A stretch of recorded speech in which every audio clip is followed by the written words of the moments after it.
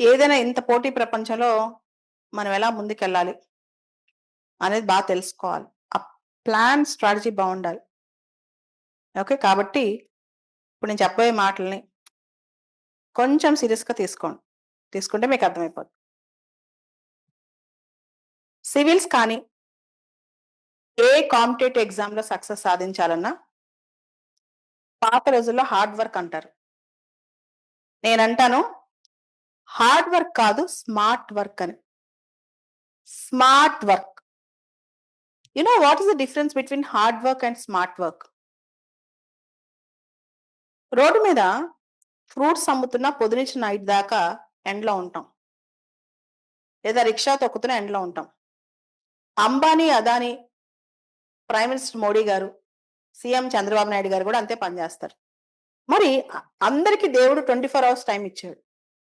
మరి ఆ టైంలో ఎవరు సక్సెస్ సాధించారు? ఎవరు తక్కువ సక్సెస్ సాధించారు?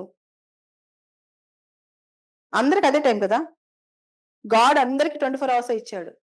ఒకళ్ళకి 30, 40 అవర్స్ ఇవ్వలా. ఇంక్లూడింగ్ బాలలత మేడం కూడా 24 అవర్సే ఇచ్చాడు. ఎవరైనా జీవితంలో ముఖ్యంగా కాంపిటీటివ్ వరల్డ్‌లో సక్సెస్ సాధించుకోవాలనుకునే వాళ్ళు ప్రయారిటైజ్ యువర్ టైమ్. మీ టైంని ప్రాపర్‌గా యుటిలైజ్ చేస్తున్నారా లేదా? ఇది చాలా ఇంపార్టెంట్.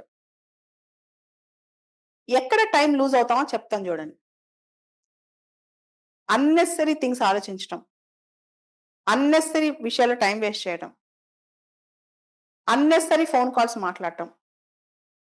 లేదా మొబైల్‌లో అన్నెసెసరీది ఆన్ చేసి టైం వేస్ట్ చేసుకోవడం. వీటి వల్ల జీవితం సగం ఖాళీ అయిపోద్ది. టెంపరరీగా అవి మనల్ని అట్రాక్ట్ చేస్తాయి. కానీ పర్మనెంట్‌గా లైఫ్‌లో లూజర్ అవుతాం.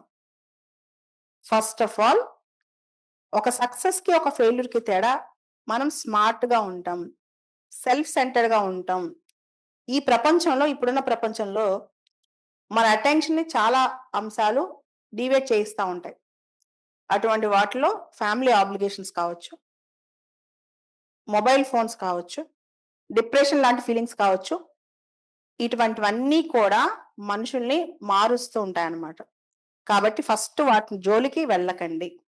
మీరేదైతే ఫోకస్ అనుకుంటున్నారో, ఏదైతే ప్రయారిటీ అనుకుంటున్నారో దాని మీదే దృష్టి పెట్టండి.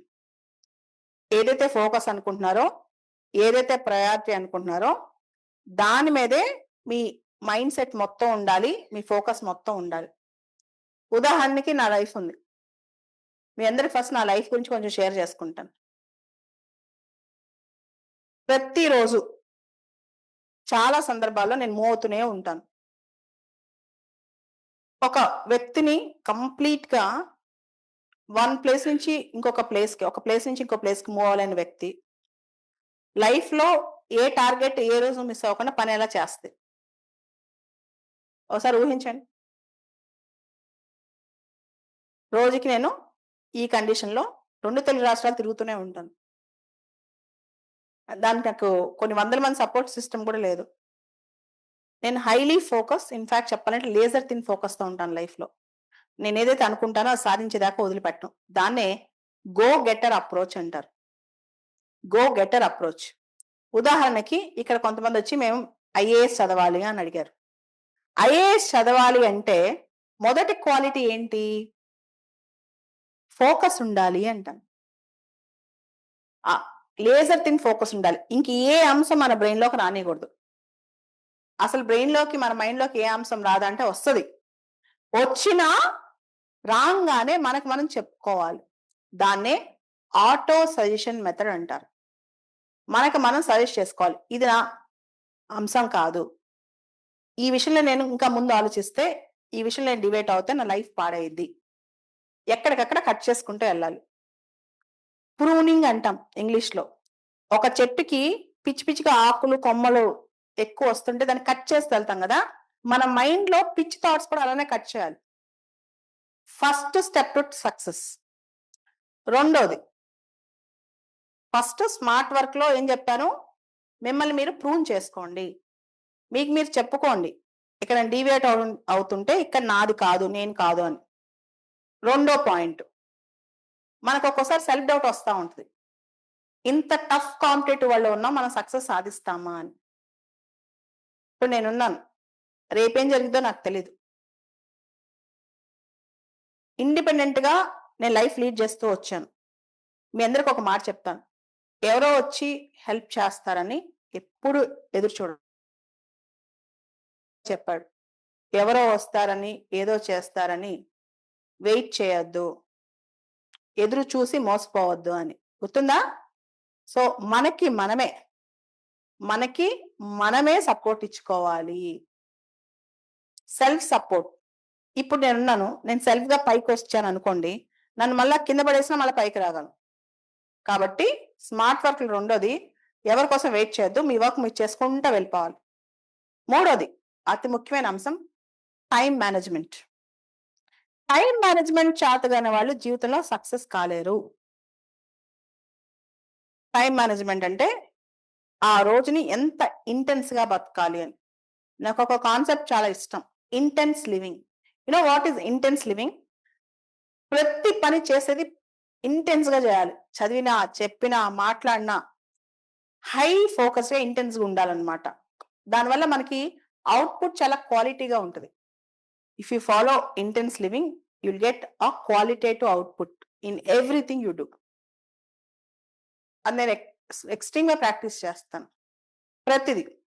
అండ్ నెగెటివ్ థాట్ నాకు రాదా అంటే నాకొచ్చుద్ది. వచ్చిన వెంటనే దాన్ని కట్ చేసేస్తాను. మైండ్‌లోనే కట్ చేస్తాను. ఈ డేని నేను జాగ్రత్తగా ఉపయోగించుకోవాలి. ఈ డేని నేను 100% ఉపయోగించుకోవాలి అనుకుంటాను. సో, మీకు కూడా take a day as a unit. దీన్ని ఒక ప్లానింగ్ అంటాం.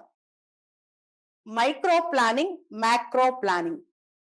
మైక్రో ప్లానింగ్ అంటే daily planning, weekly planning. Macro planning అంటే మంత్లీ ప్లానింగ్. నేను అలానే చేస్తాను. ఈ డేలో నేనేం చేయాలి? ఈ మంత్‌లో నేనేం చేయాలి? ఓకే. నాకు జ్వరం వస్తది, కాళ్ళు నొప్పులొస్తాయి, చేతుల నొప్పులొస్తాయి. కానీ మీరు నాతో ఉండరు కాబట్టి మీకు నా గురించి ఇంకా బెటర్‌గా చెప్పాలంటే నా వీడియోస్ చూడండి అట్‌లీస్ట్. ఏది ఎక్కడ ఆగదు. ఏ ఇంపార్టెంట్ కరెంట్ అఫైర్స్ ఆపను. గమనించారా? సో, నీ జీవితంలో ఏం జరిగినా అది నీ వర్క్‌ని ఇంపాక్ట్ చేయకూడదు. నీ లైఫ్‌లో ఏం జరిగినా నీ వర్క్‌ని ఇంపాక్ట్ చేయకూడదు. గుర్తుపెట్టుకోండి. అంటే ఇంట్లో ఏదో గొడవైందని చెప్పి చదువుకోవడం ఆపేయడం ఆ రోజు. లేదా మన మైండ్ ఎక్కడో డిస్టర్బ్ అయిందని ఆపేయటం. అలాంటివి ఏవి టచ్ అవ్వకూడదు. ఎట్లా ఉండాలంటే హిమాలయ పర్వతాలు మొత్తం చెలించిపోయినా, సముద్రాలు పొంగిపోయినా, భూకంపం వచ్చిన పక్కన మన లక్ష్యం పట్లే మన దృష్టి ఉండాలి. ఓకే. ఏం జరిగినా సరే ఆ డే వర్క్ ఆగకూడదు. అలా ప్రతి డేని టేక్ కేర్ చేస్తే ఆటోమేటిక్‌గా మన వర్క్ ముందుకెళ్ళిపోద్ది. చాలా మంది రిజల్ట్ ఎలా ఉంటదని ఆలోచిస్తారు. If you are certain about your process, result will be certain. ఆ ప్రాసెస్ మనం సర్టెనిటీగా చేసుకుంటే రిజల్ట్ సర్టెన్ అవుతది. చాలా మంది ప్రాసెస్‌ని పక్కన పెట్టి రిజల్ట్ గురించి ఆలోచిస్తారు. చాలా మంది ప్రాసెస్‌ని పక్కన పెట్టి రిజల్ట్ గురించి మాత్రమే ఆలోచిస్తారు. నేనంటాను if you take care of the process, result will take care of itself. అంటే ఫర్ ఎగ్జాంపుల్ చాలా మంది రైతులు మీకు తెలుసు కదా! పంట ఆశిస్తారు. కానీ పంట పండాలంటే ఏం చేయాలి? పొలం దున్నాలి, విత్తనాలు నాటాలి, తర్వాత దానికి ఎరువులెయ్యాలి, తర్వాత దానికి ఎంత నీరో అంత అవసరం పెట్టాలి. అవసరమైతే దానికి స్పెషల్ సపోర్ట్ ఇవ్వాలి. దాన్ని కాపాడుకోవాలా పంటొచ్చిద్ది. అలా కాకుండా పంటొచ్చిద్దని ఊహిస్తే పంటొచ్చిద్దా? అదొక పద్ధతి. దానికి ఎంత వెయిట్ చేయాలి? ఒక టైమ్ ఉంటది కదా! ఒక్కొక్క పంటకి ఒక్కొక్క టైమ్ ఉంటది. ఆ టైమ్ వెయిట్ చేయాలి. అలానే ఈ కాంపిటేటివ్ ఎగ్జామ్ చాలా మంది దానికి కావాల్సిన కష్టం పడరు. మనకంటే ఎవరైనా ఎక్కువ కష్టపడ్డారనుకోండి వాళ్ళకంటే న్యాయం మాట్లాడదాం. మనకంటే ఎక్కువ ఎవరు దాని మీద ఫోకస్ పెట్టి స్మార్ట్‌గా ఆలోచించి ప్రాక్టీస్ చేశారనుకోండి వాళ్ళకే రావాలి కదా! వాళ్ళకే రావాలి. సో, స్మార్ట్‌గా ఉండేవాళ్ళు ఏం చేస్తారో చెప్తా. కాంపిటీటివ్ ఎగ్జామ్స్‌లో స్మార్ట్‌గా ఉండేవాళ్ళు ఏం చేస్తారో చెప్తా. ఈ ఆ క్వాలిటీస్ 5, 6 చెప్తా. ఎందుకంటే నేను కానీ, నా స్టూడెంట్స్ కానీ, నా ఫ్రెండ్స్ కానీ ఎవరైతే స్మార్ట్‌గా సక్సెస్ సాధిచ్చారో ఆ క్వాలిటీస్ ఏంటో చెప్తాను. ఆ క్వాలిటీస్ మీద దృష్టి పెట్టండి. నంబర్ 1 బాగా సెల్ఫ్ సెంటర్డ్‌గా ఉంటారు. వాళ్ళ లక్ష్యం తప్ప ఇంకేది భూమి మీద ఏమి వచ్చినా అస్సలు వేరేదేమి ఆలోచించరు. నంబర్ 2 సముద్రంలా ఉంటది సిలబస్. కానీ దాన్ని ఈదటానికి కూడా ఒక టెక్నిక్ ఉంటది. సముద్రంలో ఉన్న సిలబస్ కూడా ఈదటానికి ఒక టెక్నిక్ ఉంటుంది. అదే రివర్స్ ఇంజనీరింగ్ అంటే పాత క్వశ్చన్ పేపర్స్, పాత ప్రశ్న పత్రాలు చూసి అసలు ప్యాటర్న్స్ ఎలా ఉన్నాయి, ప్రశ్నలు చూసి భయపడరు. ఏ కాన్సెప్ట్స్ లో వస్తున్నాయి, ఎలా వస్తున్నాయి అని ముందు లాస్ట్ 10-15 సంవత్సరాల క్వశ్చన్ పేపర్స్ ని అసలు ఎట్లా వస్తున్నాయో గమనిస్తారు. మూడోది పోస్ట్ పోన్ చేయరు. అబ్బా తర్వాత చేద్దాం, ఈరోజు ఎంజాయ్ చేద్దాం, పోస్ట్ పోన్మెంట్ ఉండదు. ఏ రోజు చేసే వర్క్ ఆ రోజు చేస్తారు. 4, కాంపిటేటివ్ ఎగ్జామ్స్ లో ఎంత వర్క్ చేసినా డిస్సాటిస్ఫాక్షన్ చాలా ఉంటది. అంటే ఈరోజు అంతా కష్టపడినా, నైట్ వరకు కష్టపడినా 10% కూడా అయినట్టు ఉండదు. కానీ అక్కడ మనం కష్టపడ్డామా లేదా ఇంపార్టెంట్, ఎంత పర్సెంట్ చదివాం అనేది కాదు, మనం 100% ఎఫర్ట్ పెట్టామా లేదా అనేది చాలా ఇంపార్టెంట్. తర్వాత ఇంకోళ్ళతో ఎక్కువ పోల్చుకోరు. If there are 1000 people who pass the exam, there are 1000 different ways to pass the exam. 1000 మంది పరీక్ష పాస్ అయ్యంటే 1000 రకాల విధానాలు ఉంటాయి. ఓకే, కాబట్టి పక్కోళ్ళు ఎవరెవరో చెప్పిన రూమర్స్ పుకార్లు వినరు. మన విధానంలో మనం వెళ్తా ఉంటారు. కొన్ని మంచి నేర్చుకుంటారు, కానీ చెత్త అంతా మైండ్లో తీసుకోరు. ఆ తర్వాత రేపు ఏమైపోద్ది అనే టెన్షన్ వస్తుంది, దాన్ని మేనేజ్ చేసుకుంటారు. డిస్కంఫర్ట్, టెన్షన్ అనేది ప్రతి మనిషి లైఫ్ లో వస్తుంది, కానీ దాన్ని మేనేజ్ చేసుకుంటూ దాన్ని ఏ విధంగా సర్ది చెప్పుకోవాలో చెప్పుకుంటూ వెళ్తా ఉంటారనమాట. కాబట్టి మీకు చెప్పే చాలా అద్భుతమైన అంశాలు ఏంటంటే, మీరు మీ మీద ఫోకస్ చేసుకోండి, మీ టైంని మీరు మేనేజ్ చేసుకోండి. చిన్న చిన్న విషయాలకి టైం వేస్ట్ చేసుకోవద్దు, పెద్ద విషయాల మీద దృష్టి పెట్టండి. అందరికీ దేవుడిచ్చింది 24 గంటలే, వాటి మీద ఎక్కువ ఫోకస్ చేయండి. డేని ఎలా ప్లాన్ చేసుకుంటారో, మంత్ని ఎలా ప్లాన్ చేసుకుంటారో ప్లాన్ చేసుకోండి. తర్వాత సడన్ గా మీ ప్లాన్స్ మార్చి వేరే వాళ్ళు మీ ప్లాన్స్ వచ్చి ఇన్ఫ్లుయెన్స్ చేసుకోకుండా చేసుకోండి. అంతకంటే ముఖ్యంగా సివిల్ సర్వీసెస్ లాంటి పెద్ద లక్ష్యాలు పెట్టుకున్నప్పుడు ఎక్కువ అవర్స్ కూర్చునే విధానం. నేను చూస్తుంది ఏంటంటే మాక్సిమం చాలా మంది ఎక్కువ అవర్స్ కూర్చుంటారు. అండ్ ఇంకా చెప్పాలంటే ఎక్కువ ఎగ్జామ్స్ రాస్తారు. డైలీ ఎగ్జామ్స్ అనేవి బాగా రాస్తా ఉంటారనమాట. ఏ రోజుకి ఆ రోజు ఎగ్జామ్స్ బాగా రాస్తారు. సెల్ఫ్ ఎవాల్యుయేషన్ అంటాం దీనిలో. ఎవాల్యుయేషన్ మనం ఎంత చదివామని కాదు, మనకి ఎంత మెమరీలో గుర్తుంది, ఎంత రీప్రొడ్యూస్ చేయగలిగాం, ఎంత రిజల్ట్ తేగలిగాం చాలా ఇంపార్టెంట్ అనమాట. సో ఇవన్నీ కూడా వాళ్ళు ఆచరిస్తారు, పాటిస్తారు. సో ఇవన్నీ పద్ధతులు. ఓకే, దాంతో పాటు మీరు నమ్మరు, కష్టపడుతూ వెళ్తే రిజల్ట్ ఆటోమేటిక్ గా ఫాలో అవుతుంది. Result will not precede the smart work, result is a by product of smart work. పాత రోజుల్లాగా హార్డ్ వర్క్ అని చెప్పను. 20 సంవత్సరాల క్రితం సివిల్స్ ప్రిపేర్ అవ్వాలంటే ఒక మనిషికి 3 బ్రెయిన్స్, ఒక 10 చెవులు, 4 కాళ్ళు, 100 చేతులు ఉండాలి. రూమ్ లో చుట్టూ పుస్తకాలు వేసుకుని కింద మధ్యలో కూర్చునేదాన్ని. కానీ ఈ రోజుల్లో ఒక చిన్న ల్యాప్టాప్ ఉంటా కూడా ప్రిపేర్ అయిపోతున్నారు. స్మార్ట్ గా ప్రిపేర్ అవ్వాలి అంట నేను. ఆ స్మార్ట్ వర్క్ తెలుసుకోవాలంట. ఇప్పుడు స్మార్ట్ వర్క్ అంటే ఏంటి, స్మార్ట్ గా ఎలా తెలుసుకోవాలి, కొన్ని ఎగ్జాంపుల్స్ చెప్తాను. చాలా నార్మల్ ఎగ్జాంపుల్స్ చెప్తాను. ఈరోజు World War II victory day, May 9th for రష్యాకి. ఈ World War II victory day Russia, అసలు World War II May 9th ఏంటి సిగ్నిఫికెన్స్ తెలుసుకున్నారా ఎంతమంది? అది తెలియదు. అర్థమవుతుందా? అలానే మీరు గమనిస్తే కనుక మనం వార్ జరుగుతుంది. అమెరికా ఇజ్రాయెల్ ఒకవైపు, ఇరాన్ ఇంకొక వైపు. దానికి సంబంధించి 2వ దఫా చర్చలు కూడా స్టార్ట్ అవుతున్నాయి అంటే పాకిస్తాన్ లో.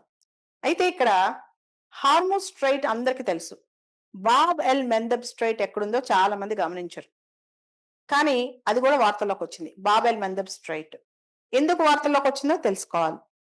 అలానే మీరు చూస్తే కనుక లాస్ట్ 1 వీక్ నుంచి ఇండియాలో ఎలక్షన్ రిజల్ట్స్, ముఖ్యంగా అస్సాం కావచ్చు, పుదుచ్చేరి కావచ్చు, కేరళ కావచ్చు, తమిళనాడు కావచ్చు, వెస్ట్ బెంగాల్ కావచ్చు, మొత్తం న్యూస్ అంతా దానిలో ఉంది. కానీ చాలా మంది ఎవరు సీఎం అయ్యా తెలుసుకుంటారు.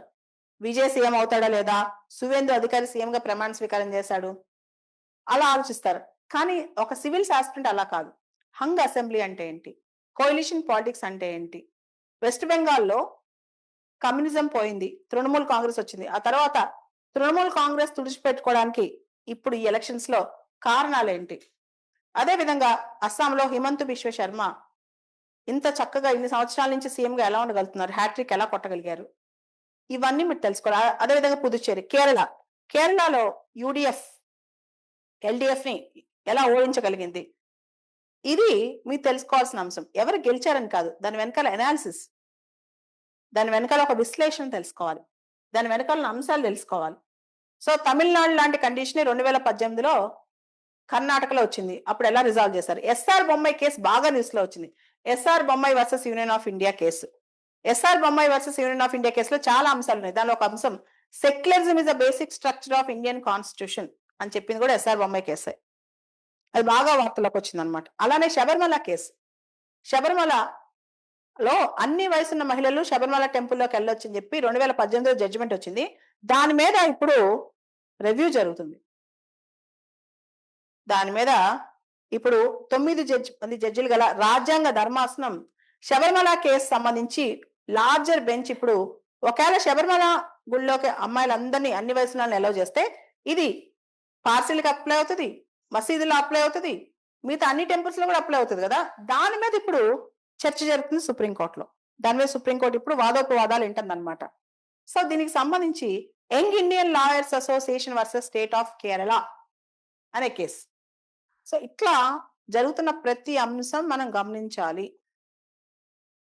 మన చుట్టూ జరుగుతున్న ప్రతి అంశం మనం గమనించాలి. మీరు అడగవచ్చు, మేడం ఇవి ఇంపార్టెంట్ అని మాకు ఎలా తెలుస్తాయి అని. అందుకే కదా బాలలత మేడం ప్రతిరోజు పొద్దున్న లెగిస్తే కొన్ని ఇంపార్టెంట్ టాపిక్స్ యూట్యూబ్ లో కానీ ఇన్స్టాగ్రామ్ లో కానీ పెట్టేది. అంటే నా దాకా రాలేకపోయినా ఏది ఇంపార్టెంట్, ఏది అన్ఇంపార్టెంట్, ఏది చదవాలి, ఏది చదవకూడదు అని తెలుసుకోవడానికి చాలా చేస్తుంటాను మీకోసం. చేస్తుంటానా? ఒక గైడ్ లైన్స్ ఇస్తుంటాం, కమ్యూనిటీ పోస్ట్లు అని చెప్పి టాపిక్స్ అన్ని పెడుతుంటాం. ఉదాహరణకి గవర్నర్ సీఎం అపాయింట్మెంట్ గురించి ఏ ఆర్టికల్ 164. గవర్నర్ డిస్క్రిప్షన్ అనే మాట ఏ ఆర్టికల్ ఉంది? ఆర్టికల్ 163. అలానే పార్టీ ఫిరాయింపుల చట్టం, యాంటీ డిఫెక్షన్ లా మన రాజ్యాంగంలో ఎక్కడుంది? 10th schedule. అలానే హిస్టరీ, ఇందాక చెప్పంగా world war victory day Russia తరఫున May 9th. ఇప్పుడు ఎకానమీ, చాలా మందికి ఎకానమీ అంటే భయం. నేను చెప్తున్నాను, డైలీ కనుక ఫాలో అవుతే అసలు ఎకానమీ అంటే భయం పోతుంది. Business standard, economic times, live mint ఈ పేపర్లు చదివితే చక్కగా ఎకానమీ అంటే భయం పోతుంది. సైన్స్ అండ్ టెక్నాలజీ అంటే ఎక్కడో ఇవ్వరు, రోజువారీ మనం చూసే అప్లైడ్ సైన్స్ చాలా ఇంపార్టెంట్. మెటావర్స్ అనే టాపిక్ ట్రెండ్ అవుతుంది. ఆల్రెడీ యూపీఎస్సీ దాని మీద క్వశ్చన్ వచ్చేస్తుంది. ఎన్విరాన్మెంట్, ఎకాలజీ, బయోడైవర్సిటీ ఇవన్నీ 1 సంవత్సరం పాటు 2 ఏళ్ల పాటు జాగ్రత్తగా ప్రిపేర్ అవుతే కాంపిటేటివ్ ఎగ్జామ్స్ సక్సెస్ వస్తుంది. కాంపిటేటివ్ ఎగ్జామ్స్ అతి కొద్ది మంది సక్సెస్ సాధించి చాలా మంది ఎందుకు సక్సెస్ సాధించారంటే దానికి కారణం అతి కొద్ది మంది స్మార్ట్ వర్క్ చేస్తారు, మిగతా అంతా ఇన్కన్సిస్టెంట్ గా ఉంటారు. మళ్ళా చెప్తున్నా, చాలాసార్లు చెప్పా, మళ్ళీ చెప్తున్నా, కృష్ణతేజ సార్ అని చెప్పి ఒకసారి ఇప్పుడు పవన్ కళ్యాణ్ దగ్గర పనిచేస్తున్నారు. అవునా? ఆ సార్లో గొప్ప విషయం ఏంటంటే తెలివి తక్కువ తెలివి ఎక్కువ అయ్యి నేను మాట్లాడను. అంటే ఇంటెలిజెన్స్ ఐఏఎస్ అవుతారని నేను అన్ను. అవన్నీ పక్కన పెట్టి కన్సిస్టెన్సీ, రోజు మార్నింగ్ వచ్చి ఎవ్రీడే మార్నింగ్ 4:30 ఎగ్జామ్ రాసేవాడు. భూమి మీద రోజు పొద్దున్నే 365 రోజుల పాటు ఒకటే పని చేస్తే యూనివర్స్ మొత్తం వాళ్ళకి సపోర్ట్ చేస్తుంది, అన్ని శక్తులు వాళ్ళకి సపోర్ట్ చేస్తాయి. మీరు చూస్తున్న బాలలత మేడం చిన్నప్పుడు పరమ మొద్దు, పబ్లిక్ స్పీకింగ్ అసలు రాదు, స్కూల్కి సరిగ్గా వెళ్ళలేదు, చదువులో అన్ని సబ్జెక్టులో 5 మార్కులు 10 మార్కులు వచ్చే మనిషి ఈ రోజున ఎవరి సపోర్ట్ లేకుండా ఏ పనైనా చేసుకోగలదు. దానికి ఏం చేసి ఉంటుంది ఆ వెనకాల? ఓకే, అది మన విల్ పవర్. ఆ విల్ పవర్తో ఉండి రోజుకు ఒక 12-15 గంటలు కష్టపడితే భూమి మీద మనం ఏ స్థితికైనా వెళ్ళిపోవచ్చు. Nothing is impossible. కాబట్టి మీరందరూ కూడా ఆ కాన్ఫిడెన్స్ ఉన్నోళ్ళు, నేను 2-3 ఏళ్ళైనా బాగా కష్టపడతాను, పోరాటం చేస్తాను, నా జీవితాన్ని నాకు ఇది కావాలనుకున్న వాళ్ళు రండి. ఓకే, విజయవాడలోని ఆంధ్ర లయలా కాలేజ్, ఈ కాలేజ్ అంటే నాకు చాలా ఇష్టం. దానికి కారణం ఇంత మంచి అంబియన్స్ ఏపీలో ఎక్కడ లేదు.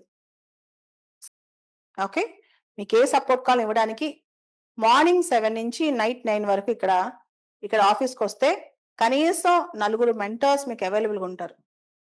టీచర్స్ కూడా అందరూ హైదరాబాద్, ఢిల్లీ నుంచి వస్తారు. ఇక్కడెక్కడ లోకల్గా చేసేది ఏమి ఉండదు. సో అన్ని ఫెసిలిటీస్తో మీకు ఇక్కడ ఉన్నాయి. ఎంత ఫెసిలిటీస్ అంటే ఏసీ క్లాస్ రూమ్స్ నుంచి డైలీ టెస్ట్ల దగ్గర నుంచి రోజువారీ కరెంట్ అఫైర్స్ నుంచి అన్నీ ఉన్నాయి. మీరు దాన్ని ఎంత ఉపయోగించుకుంటే అంత ఉపయోగించుకోవచ్చు. కానీ మీకు విల్ పవర్ ని సాధించాలి, నేను ఎట్లయినా గొప్ప వాళ్ళు అవ్వాలనుకుంటేనే ఇక్కడికి రండి. Okay, all the best. Thank you all.